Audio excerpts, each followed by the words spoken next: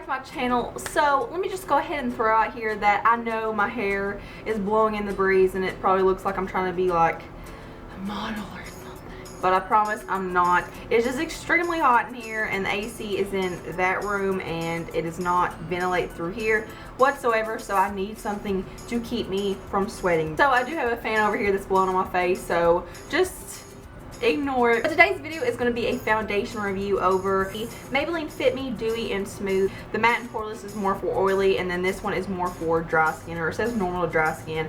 But the reason I picked this up to begin with is that I saw somewhere, I don't know if it was a YouTube video or something on Pinterest, that was comparing this to a Chanel foundation. I don't know if it's the Chanel Lumiere Silk, it may be the Chanel Silk foundation, I'm not really sure. I think it's the one that Jaclyn Hill uses all the time in her videos, but they were calling this a dupe for that. And even though I have not tried the Chanel one, if it's considered a dupe, then that means it's pretty high quality and I definitely want to try it out. So I picked this up a few weeks ago. So this foundation does have SPF 18, which is a very weird number. Usually you don't see SPF 18s. It's not enough to skip out on sunscreen on, so don't like rely on this for your sunscreen. So it just says it hydrates and smooths skin texture, and it has a natural luminous finish. And this is in the shade Nude Beige 125. And let me just say that the one thing that I love about the Maybelline Fit Me line is that they have an incredible color selection. Their color range is just phenomenal for drugstore. I do have oily combination skin, so this isn't really something that's targeted for my type of skin. I feel like the finish is what matters most, but I do like a natural luminous finish and I do like that dewy glow life. So this is around $6 to $8 at the drugstore. It's really inexpensive. As far as the packaging goes, on the outside it does look fairly nice for a drugstore foundation, but of course it's got the pore thing. I hate how these don't have pumps. I guess if they put pumps in, they'll have to raise the price a little bit, and they're trying to keep it as low as possible, but I really do think they need to put a pump on this foundation because it is rather runny. So just like my other foundation reviews, I'm going to do one side of my face with so just like my other foundation reviews, I'm going to do one side of my face with a brush. Ow! So I'm going to do one side of my face with a brush and the other side with a dampened Real Technique sponge. I honestly like this foundation better with the sponge, but we'll get into that in a minute and I'll let you guys decide. So we're just going to go ahead and get into the demo of this. And I kind of like to talk about it as I'm applying it because I feel like more comes to my mind. So let's just go ahead and pour this out in my hand and let you guys see what it looks like. So as you can see, it's kind of got like a medium consistency. It's not super thick and it's not super runny or anything. Like if I tilt my hand like this, it's dripping down my hand, but it's not like pouring down it. And I forgot to mention that I do have moisturizer on, but I didn't apply a primer because this isn't something I'm going to do first impressions on. I'm not going to wear it throughout the day and see how it wears or anything. I do have a few blemishes and my skin is not the most even of texture right now, so we do have a little bit to cover. But on this side, I'm going to go in with the brush, and this is the Mega Geek Face Buffer brush, and this is a clean brush, so there's no product on here. So right off the bat, without building or layering or anything, it's about a medium coverage, which I like. Sometimes full coverage foundations can look too much, and they can kind of suffocate your skin, but I really do feel like this one allows your skin to actually breathe, and it just makes your skin look really healthy and glowy, but it's not too glowy, I don't think. It's just a really, like it says, it's a natural luminous finish. So on this side of my face, I really don't have that much to cover, but on the other side we will see a little bit more with coverage.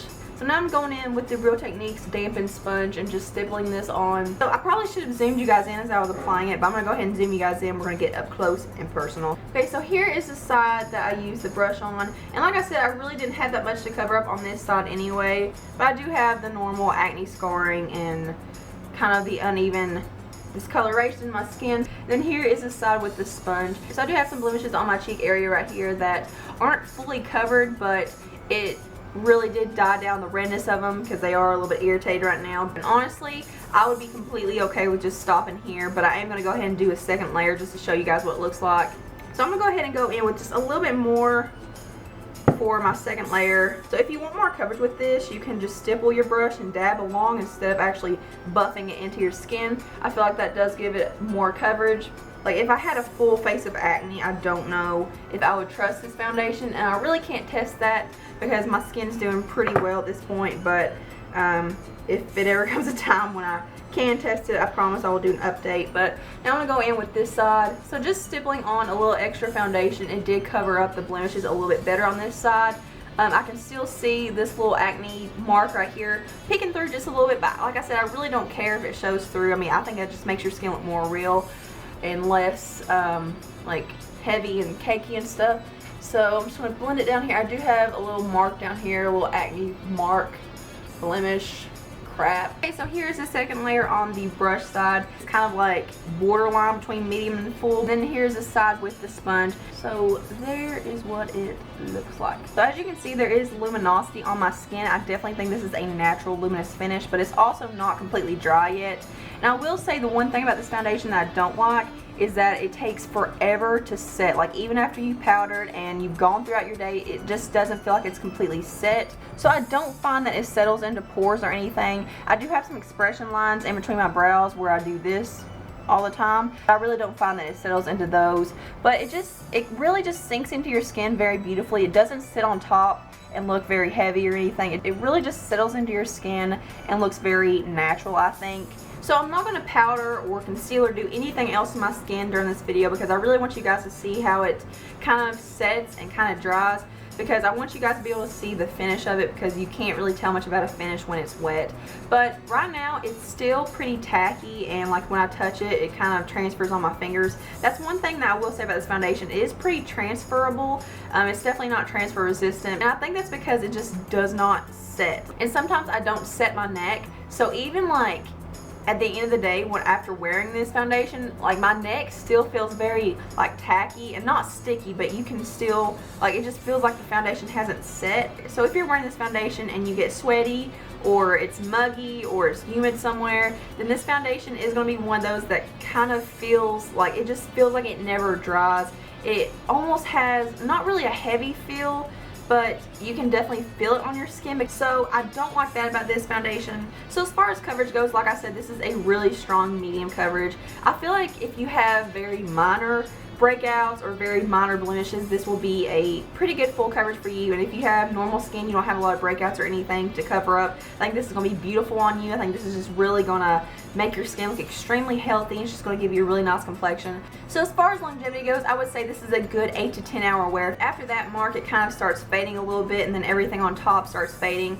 So it's not the absolute longest wearing foundation, but it also doesn't claim to be. If you have normal to dry skin, I think you're absolutely going to love this, especially if you have dry skin. And if you're someone that does have oily skin or combination skin and you just like luminous finishes, then this is probably going to be a really good one for you, because it's luminous, but it's not too dewy where it's going to make you look like super shiny. But like I said, if you are an oily skin gal, then you might want to be very leery of this. If you want to try this on a day when you're not planning on doing very much that day. But I feel like if you have major acne or major breakouts, then this probably isn't going to be for you, because I just don't feel like it's going to be able to cover up those well enough, especially with the finish. I feel like if you have acne, you probably need to stay with more like natural or satin finishes instead of, you know, just extremely matte or extremely dewy.